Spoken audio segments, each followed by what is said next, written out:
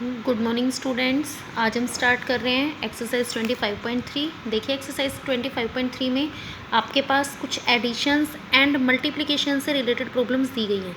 यहाँ पर आप देख रहे हैं कि आपको अल्फ़ाबेट्स दिए गए हैं। इसमें आपको अल्फ़ाबेट्स की जगह डिजिट बतानी है कि कौन सी डिजिट आनी चाहिए इन अल्फ़ाबेट्स की जगह। तो हम यहाँ पर अल्फ़ाबेट्स की जगह क्या डिजिट आएंगी हम उसको सोल्व करेंगे। तो देखिए हम किस तरह से सोल्व करेंगे। आपके पास फर्स्ट क्वेश्चन दिया गया है 31A + 1A3 = 501। तो आपको यहाँ पर जो ए लेटर है उसकी जगह आपको डिजिट बतानी है कि कौन सी डिजिट आनी चाहिए।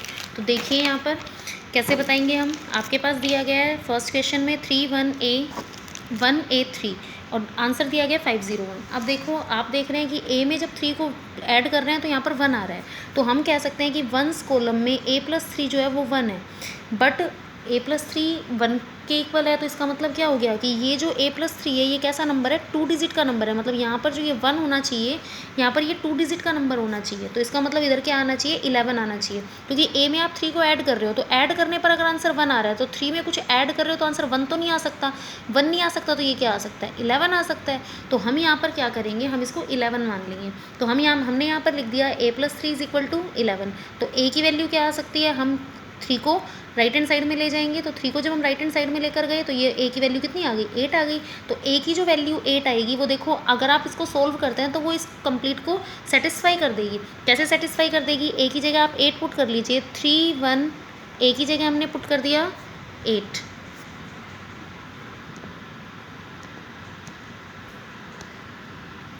देन यहाँ पर भी आप क्या करेंगे, 1 ए की जगह पुट करेंगे 8 एंड 3। अब इसको सोल्व करके देखिए 8 एंड 3 11, 1 कैरी 8 1 9 और 1 10, 1 कैरी 3 1 4 एंड 1 5। तो आप देख रहे हैं आंसर कितना आ रहा है इसका 501। इसका मतलब हमने जो ए की वैल्यू फाइंड आउट की वो बिल्कुल करेक्ट है। तो ये आपका हो जाएगा first question. Question number second में देखिए, क्वेश्चन नंबर सेकंड में आपको दिया गया है 3A 2 5 और आंसर आना चाहिए B एंड 2।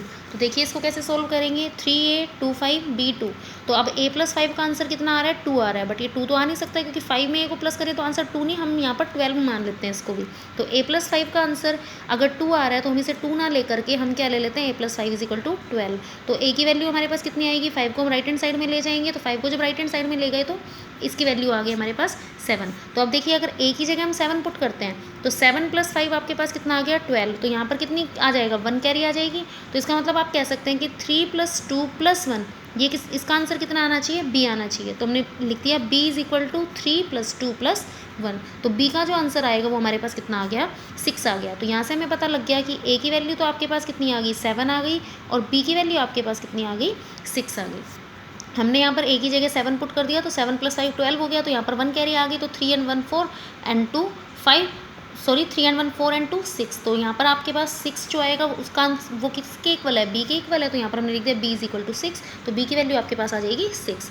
नेक्स्ट है आपके पास क्वेश्चन नंबर थर्ड, 4A + 9 8 और आंसर आना चाहिए CB 3। तो देखिए इसको भी हम कैसे सोल्व करेंगे, 4A 9 8 आंसर आना चाहिए CB 3। तो A+8 का आंसर 3 आ रहा है, बट 3 तो आएगा नहीं, 13 आएगा। तो हमने लिखा A+8 = 3 है। तो A+8 को हम 13 मान लेते हैं। तो A की वैल्यू आपके पास कितनी आएगी, 8 को सब्ट्रैक्ट कर देंगे तो A की वैल्यू आ गई आपके पास 5।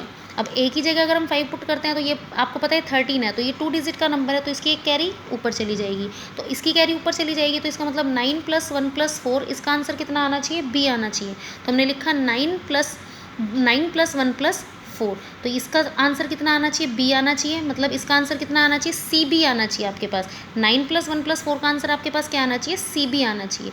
और ये 9 + 1 + 4 किसके इक्वल है, 14 के इक्वल है। तो 14 जो है वो CB के इक्वल है। तो इसका मतलब C की वैल्यू तो कितनी है, 1, और B की वैल्यू कितनी है, 4। तो हमने यहाँ पर लिख दिया C की वैल्यू 1, B की वैल्यू 4 एंड A की वैल्यू आपके पास कितनी आई थी, 5। तो हमने ये तीनों अल्फ़ाबेट्स बता दिए, A5 B4 and C1।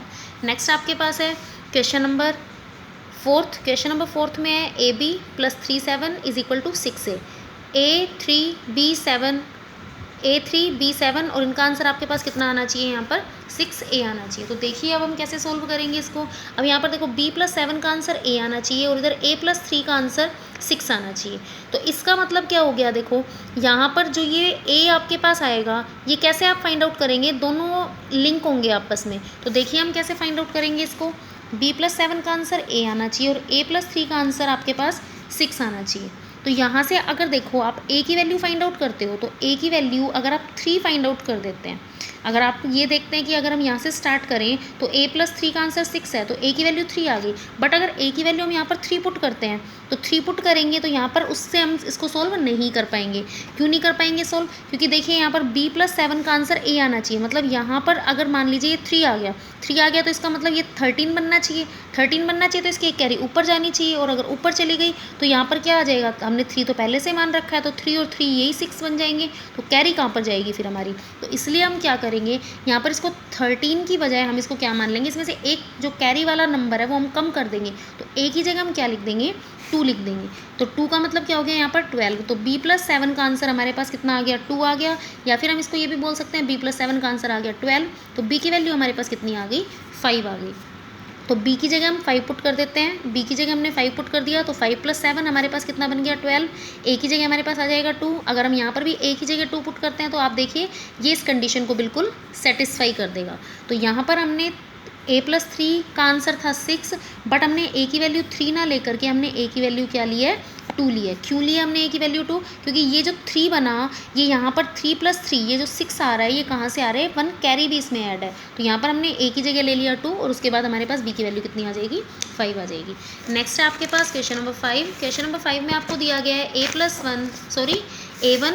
+ 1b = b0। तो यहाँ पर आपको इसको भी सोल्व करना है, तो इसको आप इजीली सोल्व कर सकते हैं। कैसे सोल्व करेंगे, देखिए a1 1b b0, तो इसका मतलब b + 1 का आंसर कितना आना चाहिए, 0, लेकिन 0 तो आ नहीं सकता, हम इसको 10 मान लेंगे। तो b + 1 का आंसर 0 आ रहा है, लेकिन हम इसको 10 ले लिया हमने, क्योंकि यहाँ पर b में हम कुछ ऐड कर रहे हैं और फिर आंसर 0 कैसे आ सकता है। तो इसलिए ये इसका मतलब ये यहाँ पर क्या है, कैरी चली जाएगी इसके ऊपर। तो यहाँ पर हमने क्या ले लिया, b की जगह b + 1 का आंसर हमने ले लिया 10 के इक्वल, तो b की वैल्यू आपके पास कितनी आ गई, 9 आ गई। अब देखिए अगर b की जगह 9 पुट करते हैं तो 9 and 1 10, 1 कैरी आएगी, तो a + 1 + 1 इनका आंसर कितना आना चाहिए, b आना चाहिए। तो हमने लिखा 1 + a + 1 = b।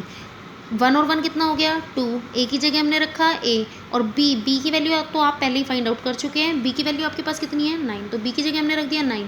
तो यहाँ से जब हमने इसको सोल्व करेंगे तो हमारे पास a की जो वैल्यू आएगी वो कितनी आएगी, 9 - 2 a = 7 आ जाएगी। अगर हम देखना चाहें तो हम यहाँ पर पुट करके भी देख सकते हैं, 7 1 and 9, तो इसका आंसर आपके पास कितना आना चाहिए, b की जगह भी आप 9 पुट कर दो, यहाँ पर आपके पास इसका आंसर आना चाहिए 90। तो आप देख रहे हैं इसका जो आंसर आ रहा है वो आपके पास 90 ही आ रहा है, तो ये हमारा बिल्कुल सही सोल्यूशन है। तो a की वैल्यू आ जाएगी 7 एंड b की वैल्यू आपके पास कितनी आ जाएगी, 9 आ जाएगी। b + 1 का आंसर हमने 10 के इक्वल किया, b की वैल्यू आ गई 9। अब 10 यहाँ पर आगे इसकी 1 कैरी ऊपर चली गई, तो 1 + a + 1 इनका आंसर b के इक्वल आना चाहिए, और b की वैल्यू कितनी है, 9। तो b की जगह हमने 9 पुट कर दिया, 1 और 1 को ऐड कर दिया, तो 2 + a = 9, a की वैल्यू हमारे पास कितनी आ गई, 7 आ गई। नेक्स्ट है आपके पास क्वेश्चन नंबर 6, 5a 8 7 cb 3। तो इसको देखिए कैसे सोल्व करेंगे, 5a 8 7 cb 3, a + 7 का आंसर 3 आना चाहिए, बट यहाँ पर 3 थोड़ा ना आएगा, 13 आएगा। तो a + 7 को हमने ले लिया 13 के इक्वल, a की वैल्यू आपके पास कितनी आ गई, 13 - 7 = 6, तो a की वैल्यू आ गई 6। अब देखिए 6 and 7 हो गया 13, ये कैरी चली गई ऊपर 1, तो इसका मतलब 1 + 5 + 8 इसका आंसर किसके इक्वल आएगा, आपका cb के इक्वल आएगा। तो हमने लिखा 1 + 5 + 8, और इसका आंसर आ गया cb के इक्वल। तो 1 + 5 + 8 होता है 14, तो 14 आ गया cb के इक्वल। इसका मतलब c आपका हो गया 1 और b आपका हो गया 4। तो हमने लिखा b = 4 एंड c = 1, और a की वैल्यू आपने कितनी फाइंड आउट की थी, 6। तो ये हमने तीनों अल्फ़ाबेट्स फाइंड आउट कर दिए। तो ये आपका क्वेश्चन 6 भी कंप्लीट हो गया। क्वेश्चन 7 देखिए, 4rq6 369p 8173। तो हम इसको सोल्व कर लेते हैं। 4rq6 369p 8173। तो अब देखो 6 और p इनका सम 3 की जगह 13, तो 6 + p का सम 13 के इक्वल, तो p की वैल्यू कितनी आएगी, 13 - 6, p की वैल्यू आपके पास कितनी आ गई, 7 आ गई। तो p की आपने फर्स्ट अल्फ़ाबेट बता दिया 7, अब आपको सेकंड अल्फ़ाबेट q बताना है। तो देखो यहाँ पर 7 आया, 7 + 6 13, तो एक कैरी भी जाएगी ऊपर, तो इसका मतलब q + 1 + 9 इनका सम कितना आना चाहिए, 7 तो आ नहीं सकता, 17 आएगा। तो हमने यहाँ पर लिखा 1 + 9, 1 और 9 इन दोनों को ऐड कर दिया, 1 9 और q इन तीनों का जो सम आएगा वो 17 के इक्वल आ गया। तो 9 and 1 आपके पास कितना हो गया, 10 + q, इसका मतलब क्या हो गया, 10 + q, इसका जो आंसर आएगा वो आपके पास 17 के इक्वल आ गया। तो Q की वैल्यू कैसे आएगी, 10 को हम उस साइड ले जाएंगे तो Q की वैल्यू आ गई आपके पास 7। इसका मतलब Q आपके पास आ गया 7। अब 7 + 9 16, 16 एंड 1 17, ये आ गई 1 कैरी। तो आपके पास देखिए 1 + r + 6, इसका आंसर आना चाहिए 11। तो हमने लिखा 1 + r + 6, इसका आंसर लिख दिया 11। 6 और 1 हो गया 7, तो 7 + r = 11। और r की वैल्यू आपके पास कितनी आएगी, 7 उस साइड चला जाएगा तो 7 सब्ट्रैक्ट हो जाएगा, तो r की वैल्यू आपके पास कितनी आ जाएगी, 11 - 7 = 4। तो r की वैल्यू भी हमने फाइंड आउट कर दी 4। तो इसका मतलब p की वैल्यू तो हमारे पास कितनी आ गई, p की वैल्यू हमने फाइंड आउट की 7, Q की वैल्यू भी हमने फाइंड आउट की 7 एंड R की वैल्यू फिर हमारे पास कितनी आ गई 4। तो ये 3 ही अल्फ़ाबेट थे, हमने तीनों अल्फ़ाबेट फाइंड आउट कर दिए। अगर हम यहाँ पर पुट करके देखेंगे तो भी हमारा आंसर यही आएगा। क्वेश्चन नंबर 7 के बाद क्वेश्चन नंबर 8 देखिए, 2AB + AB1 = B1 8। अब आपको इसको सोल्व करना है। तो अब देखिए 2AB AB1 इसका सम आपको करना है और ये किसके इक्वल आएगा, B1 8 के इक्वल आएगा। तो देखिए कैसे सोल्व करेंगे। अब यहाँ पर देखो B + 1 का आंसर 8 आ सकता है, क्योंकि 1 में B को आप ऐड करोगे तो वो 8 के इक्वल हो सकता है। तो ये 2 डिजिट का नंबर नहीं है, ये सिर्फ 1 डिजिट का नंबर है। यहाँ पर देखो 6 था, तो 6 में P को ऐड करेंगे तो वो तो 3 के इक्वल नहीं आ सकता, लेकिन अगर 1 में किसी दूसरे नंबर को ऐड करेंगे तो वो 8 के इक्वल आ सकता है। तो हम यहाँ पर 18 नहीं लेंगे, हम यहाँ पर 8 लेकर चलेंगे। तो B + 1 = 8। तो B की वैल्यू आपके पास कितनी आ जाएगी, 1 सब्ट्रैक्ट कर देंगे, यहाँ पर B की वैल्यू आपके पास आ गई 7। अब B की जगह 7 पुट कर दिया तो 7 एंड 1 8। अब देखिए यहाँ पर B की जगह हम क्या पुट करेंगे, 7 पुट करेंगे, क्योंकि B की वैल्यू तो हम फाइंड आउट कर चुके हैं। तो इसका मतलब B की जगह अगर 7 लिखें तो A + 7 का सम कितना आना चाहिए, 1। अब 1 तो आ नहीं सकता क्योंकि 7 ही 1 से बड़ा हो गया, तो A + 7 का आंसर आएगा 11। तो हमने लिखा A + 7 = 11। 7 को हम इस साइड सब्ट्रैक्ट कर देंगे तो A की वैल्यू कितनी आ गई, 11 - 7 = 4। इसका मतलब B की वैल्यू आपके पास आ गई 7, B की वैल्यू आपने फाइंड आउट कर दी 7 एंड A की वैल्यू आपके पास आ गई 4। आप यहाँ पर पुट करके देखना चाहें तो आप कर भी सकते हैं। 2 A की जगह रख देते हैं 4, B की जगह रख देते हैं 7, A की जगह रख देते हैं 4, B की जगह रख देते हैं 7 और 1 की जगह 1, B की जगह हम रख देते हैं 7, 1 एंड 8। अब आप चाहे इसको सोल्व करके देख लीजिए, आंसर आपका सेम आ रहा है। 7 एंड 1 8, 7 एंड 4 11, 1 कैरी, 4 एंड 1 5 6 7। तो ये आपके पास आंसर आ गया। क्वेश्चन नंबर 8 के बाद नेक्स्ट क्वेश्चन है क्वेश्चन नंबर 9। क्वेश्चन नंबर 9 में देखिए आपको क्या दिया गया है, A1 to A + 6AB = A0 9। तो देखिए इसको कैसे सोल्व करेंगे, 1 to A 6AB and A0 9। तो अब इसमें देखिए आपके पास A यहाँ पर भी है, A यहाँ पर भी है और A यहाँ पर भी है। तीनों A की जगह सेम नंबर आएगा, सेम डिजिट आएगी, तीनों A चेंज नहीं हो सकते। तो देखिए A + B की वैल्यू 9 है, 2 + A की वैल्यू 0 है और 6 + 1 की वैल्यू A है। तो हम पहले यहाँ से स्टार्ट करते हैं, क्योंकि इसमें देखो 2 डिजिट और एक अल्फ़ाबेट है। तो 2 + A की वैल्यू अगर 0 आ रही है तो 2 + A की वैल्यू इसका मतलब क्या आ गई, 10 आ गई। 0 की जगह हमने लिख दिया 10। तो 10 अगर हमने लिख दिया तो A की वैल्यू आपके पास कितनी आ जाएगी, हम यहाँ से सब्ट्रैक्ट अगर करके देखें तो A की वैल्यू हमने मान लो 8 मान ली। तो अगर A की वैल्यू 8 आ जाए तो 8 + B 9 के इक्वल हो सकता है ये। तो यहाँ पर हम A की वैल्यू हमने जो फाइंड आउट की, हमने सेकंड से फाइंड आउट की पहले। 2 + A की वैल्यू हमने 0 नहीं हो सकती है तो हमने 10 के इक्वल कर दिया। A की वैल्यू यहाँ से आ गई 8। अब अगर 8 हम यहाँ पर पुट कर दें तो 8 + B ये 9 के इक्वल आ सकता है। तो हमने लिखा A + B = 9, क्योंकि A और B दोनों का सम 9 के इक्वल दे रखा है। लेकिन A की वैल्यू हमने 8 फाइंड आउट किया है, तो 8 + B इनका सम हमारे पास 9 के इक्वल हो सकता है। तो B की वैल्यू आपके पास कितनी आ सकती है, 8 को आप उस साइड सब्ट्रैक्ट कर दोगे तो B की वैल्यू आपके पास कितनी आ गई, 1 आ गई। तो B की वैल्यू आपके पास आ गई 1, A की वैल्यू आपके पास आ गई 8। तो A = 8 एंड B = 1। यहाँ पर भी आप एक बार इसको प्रूव करके देख सकते हैं, A = 8 एंड B = 1 रख कर।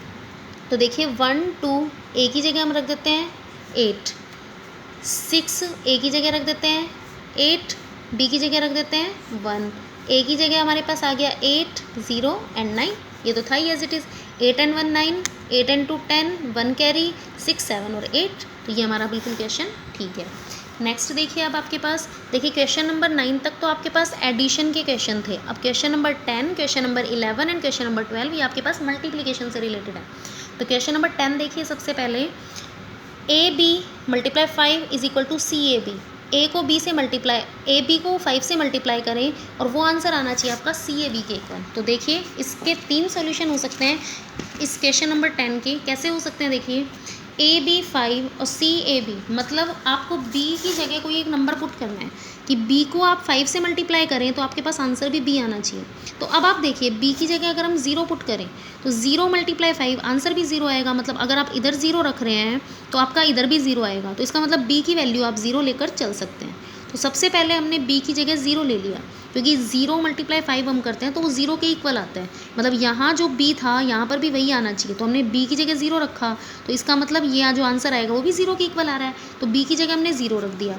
अब देखो, अब नेक्स्ट ये तो हमने बी की वैल्यू तो हमने फाइंड आउट कर ली। अब आपको दे रखा है ए को 5 से मल्टीप्लाई करें तो आंसर सी ए आए, मतलब यहाँ पर 5 की जगह आप जो भी नंबर पुट करेंगे तो वो जो नंबर आना चाहिए वो 2 डिजिट का नंबर आना चाहिए, लेकिन उसमें जो उसकी 1s प्लेस वाली डिजिट है वो सेम होनी चाहिए जो आप ए की जगह पुट करेंगे। तो देखो, मतलब ए को 5 से मल्टीप्लाई करना है तो हमने यहाँ पर क्या रखा, पहले 5 ए की जगह 1 रख दिया और 1 × 5, तो ये तो आपका देखो 1 डिजिट का नंबर आ रहा है। 2 × 5 = 10। अब देखो यहाँ पर 2 आपने पुट किया, लेकिन इसकी 1s प्लेस वाली डिजिट क्या आ रही है, 0 आ रही है। इधर आपने ए की जगह 3 पुट किया, ए की जगह यहाँ पर 3 पुट किया, इसको 5 से मल्टीप्लाई करके देख रहे हैं तो ए की जगह 3 पुट किया, लेकिन यहाँ पर जो नंबर आ रहा है यहाँ पर भी जो डिजिट आनी चाहिए थी वो ये वाली डिजिट आनी चाहिए थी जो आप यहाँ पर पुट करोगे, लेकिन आपने यहाँ ए की जगह पुट किया 3, लेकिन ये डिजिट आ रही है 5। इसके बाद अगर आप यहाँ पर पुट करते हैं 5 4, तो यहाँ पर आपके पास जो डिजिट आ रही है वो कितनी आ रही है, 0, क्योंकि 4 5 आपके पास कितना हो गया, 20।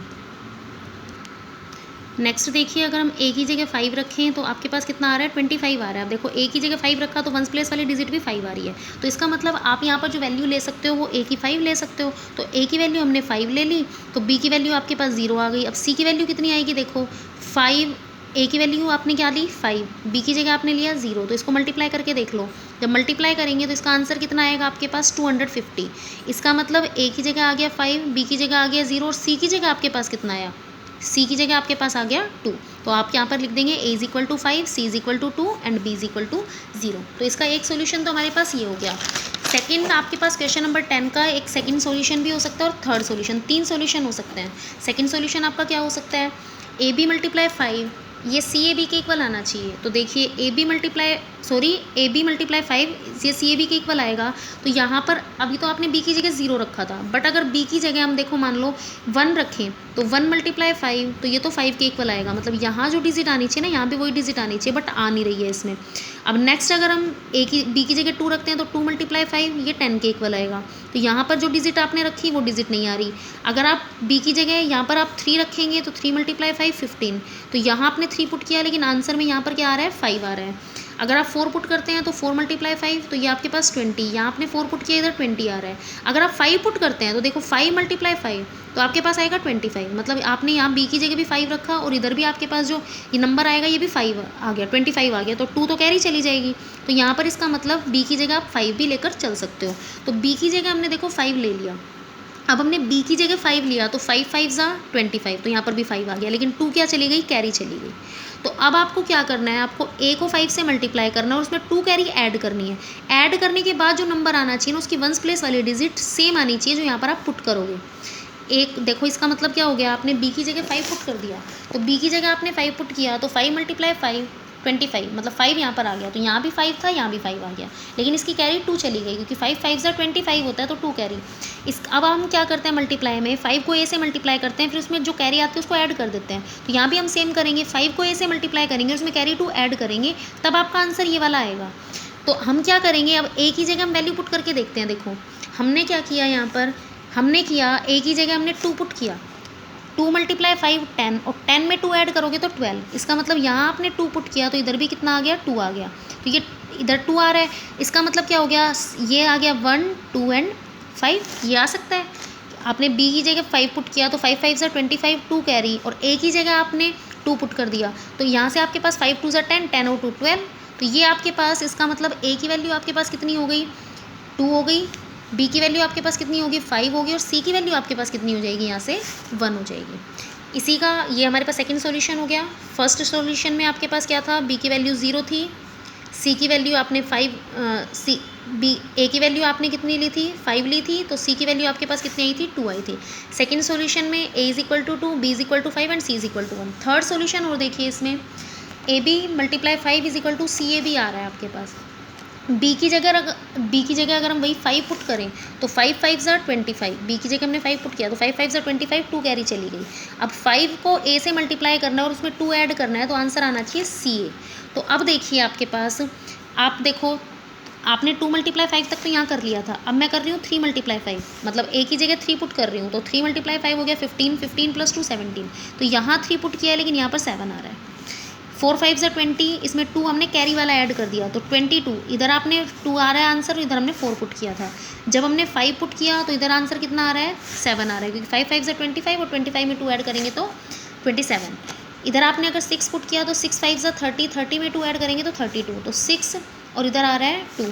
अगर आप देखिए 7 पुट कर रहे हो तो 7 5 ज़ा 35, 35 में 2 ऐड करोगे तो 37। तो एक ही जगह यहाँ पर आपने 7 पुट किया, 7 5 ज़ा 35, आपने 7 पुट किया तो आपके पास इधर भी कितना आ रहा है 37, मतलब यहाँ पर जो डिजिट आ रही है वो भी 7 आ रही है आपके पास। तो इसका मतलब इसका सेकंड सॉल्यूशन ये भी हो सकता है।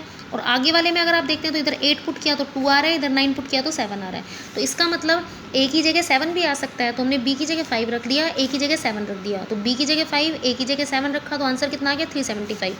तो इसका मतलब ये आ गई ए की वैल्यू, ये आ गई 5, आ गई बी की वैल्यू, और सी की वैल्यू कितनी आ जाएगी यहाँ से 3। तो ए = 7, बी = 5 एंड सी = 3। तो इस तरह से हमारे 3 सॉल्यूशन हो सकते हैं इस क्वेश्चन नंबर 10 के। क्वेश्चन नंबर 11 देखिए, अब आपके पास AB × 4 = CAB। अब AB × 4 का जो आंसर आपके पास आना चाहिए वो CAB आना चाहिए। देखिए इसको कैसे सोल्व करेंगे। AB × 4 का आंसर आना चाहिए CAB, मतलब B की जगह आप जो वैल्यू पुट करोगे फिर उसको 4 से मल्टीप्लाई करोगे तो यहाँ पर भी वैल्यू B, जो वैल्यू यहाँ पुट की वही वैल्यू यहाँ पर आनी चाहिए। अगर आप B की जगह 0 पुट करते हैं तो आपको पता है 0 × 4 0 होता है। इसकी जगह आप कोई भी वैल्यू पुट करके देख लो, देखो 1 पुट करते हो तो यहाँ पर 4 आ रहा है। आपको B की जगह जो वैल्यू पुट करनी है यहाँ पर भी वही वैल्यू आनी चाहिए, ये याद रखना, वही डिजिट आनी चाहिए। देखो आप जब 0 पुट कर रहे हो तब तो यहाँ पर 0 आ रहा है, लेकिन 1 पुट कर रहे हो तो इधर 4 आ रहा है, 2 पुट कर रहे हो इधर 8 आ रहा है, 3 पुट कर रहे हो इधर 2 आ रहा है, 4 पुट कर रहे हो इधर 6 आ रहा है। सिर्फ 1s प्लेस वाले डिजिट हम देख रहे हैं।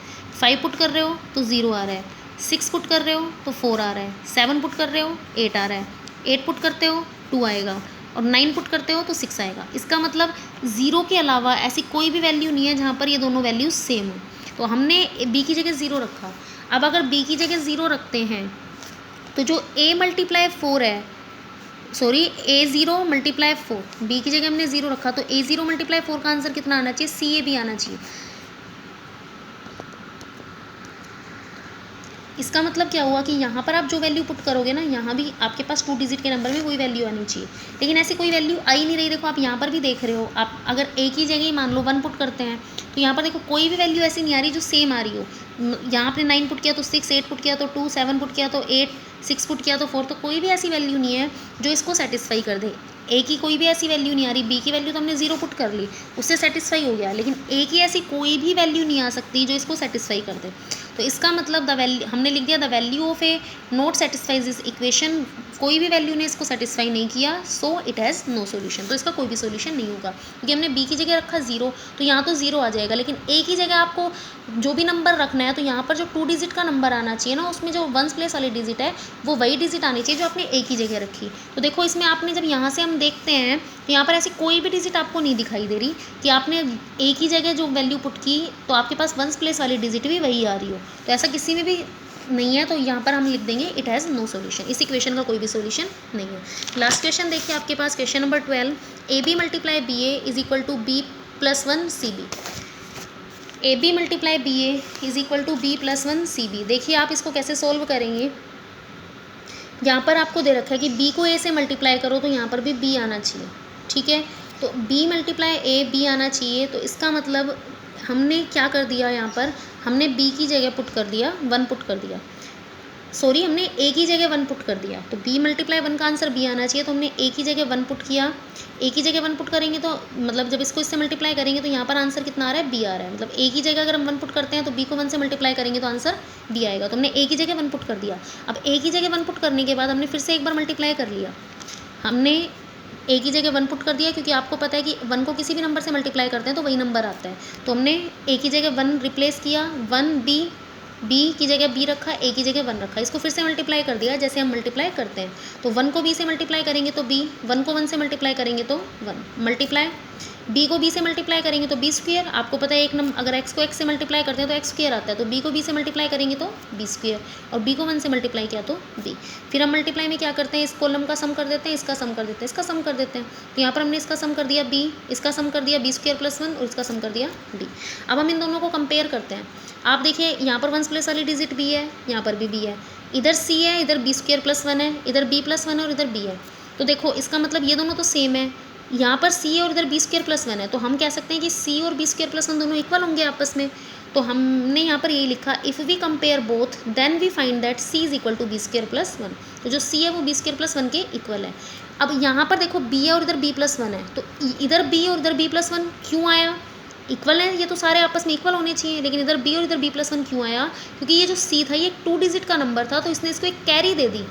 यहाँ पर इसने इसको क्या दे दी, एक कैरी दे दी, कैरी दी तो ये बन गया बी प्लस 1। तो this also implies that c is a 2 digit number. तो इसलिए हमने लिख दिया कि यहाँ पर सी क्योंकि एक 2 डिजिट नंबर था तो इसने इस वाले नंबर को क्या दे दी, कैरी दे दी, कैरी दे दी तो इसमें 1 ऐड हो गया। तो सी अगर 2 डिजिट का नंबर है तो इसका मतलब आपको दे रखा है c is equal to b square plus 1। आपको क्या दे रखा है यहाँ पर, c is equal to b square plus 1। तो आप बी की जगह जो वैल्यू रखेंगे उससे जो सी आना चाहिए वो 2 डिजिट का नंबर आना चाहिए। तो अब देखो अगर आप बी की जगह 1 रखते हो तो 1 स्क्वायर प्लस 1, ये तो आपके पास जो सी आएगा वो 1 डिजिट का नंबर आएगा क्योंकि सी आएगा आपके पास 2। अगर आप 2 पुट करते हो बी की जगह तो 2 का स्क्वायर 4 होता है, 4 प्लस 1 5, तो जो सी आया वो 5 आया, मतलब 1 डिजिट का नंबर आया। अगर आप बी की जगह 3 रखते हो तो 3 का स्क्वायर 9, 9 प्लस 1 10, तो इसका मतलब सी उस केस में 2 डिजिट का नंबर आ गया। तो हमने लिखा c is equal to 9 plus 1 is equal to 10। तो सी आपका कितने डिजिट का नंबर आ गया, 2 डिजिट का नंबर आ गया। अब ये कब आया, जब आपने बी की जगह क्या रखा, 3 रखा। तो इसका मतलब ए की वैल्यू आपने रखी 1, बी की वैल्यू आपने रखी 3, तो सी की वैल्यू आपके पास देखो कितनी आएगी, यहाँ पर जो ये 1 प्लेस वाली डिजिट है ना, हम सिर्फ इसको लेंगे, सी की वैल्यू आपके पास कितनी आएगी, 0 आएगी। इसी को हम एक बार देख लेते हैं सेटिस्फाई करवा के। ए की जगह रख देते हैं 1, बी की जगह 3 रख देते हैं, बी की जगह रख दिया 3, ए की जगह रख दिया 1। तो ये आपके पास देखो क्या हो गया, मल्टीप्लाई करके देखते हैं, 1 3 ज़ा 3, 1 1 ज़ा 1, 3 3 ज़ा 9, 3 1 ज़ा 3, तो ये आ गया 3, 9 प्लस 1 10, 1 कैरी। अब देखो यहाँ पर b प्लस 1 था, इसका मतलब b आपका है 3, तो 3 प्लस 1, इसलिए यहाँ पर b प्लस 1 था, तो 3 प्लस 1 आपके पास आ गया 4। तो इसका मतलब b की वैल्यू आपने देखो कितनी रखी है यहाँ पर, ये अगर आप b प्लस 1 अगर आप इन दोनों को कंपेयर करते हैं तो b प्लस 1 की वैल्यू आ रही है 4, तो इसका मतलब b की वैल्यू कितनी है आपकी 3। यहाँ पर c की वैल्यू कितनी आ रही है 0 और b की वैल्यू 3 और a की वैल्यू आपने कितनी पुट की थी 1, तो इसका मतलब a की वैल्यू 1 आ जाएगी, b की वैल्यू 3 और c की वैल्यू 0। इसमें आपको दिया गया था कि b प्लस a का आंसर आना चाहिए b, तो हमने a की जगह पुट किया 1, तो a की जगह 1 पुट करने के बाद हमने फिर से मल्टीप्लाई कर लिया, दोनों को कंपेयर किया, तो इधर तो b है, इधर c is equal to b square plus 1 है और इधर b प्लस 1 और b है। इधर b प्लस 1 क्यों आया, क्योंकि c एक 2 डिजिट का नंबर था, इसने इसको कैरी दे दी। तो हमने जब c को बी स्क्वायर प्लस 1 के इक्वल किया, जब हमने c को बी स्क्वायर प्लस 1 के इक्वल किया तो हमने b की जगह एक ऐसी वैल्यू पुट की जिससे c 2 डिजिट का नंबर आएगा। तो जब हम 1 पुट करेंगे या 2 पुट करेंगे तब तो c 1 डिजिट का नंबर रहेगा, लेकिन जैसे ही हमने 3 पुट किया तो c 2 डिजिट का नंबर बन गया, तो c आ गया 10। तो इसका मतलब c की तो जो वैल्यू आएगी वो कितनी आएगी, 0 आ गई। b की जगह हमने क्या पुट किया, 3 पुट किया, और a की वैल्यू हमने क्या पुट की थी 1, तो ये आपके पास 3 क्या आ गए, इसके अल्फ़ाबेट्स के आंसर आ गए। तो ये अब आपकी हो गई एक्सरसाइज 25.3 कंप्लीट।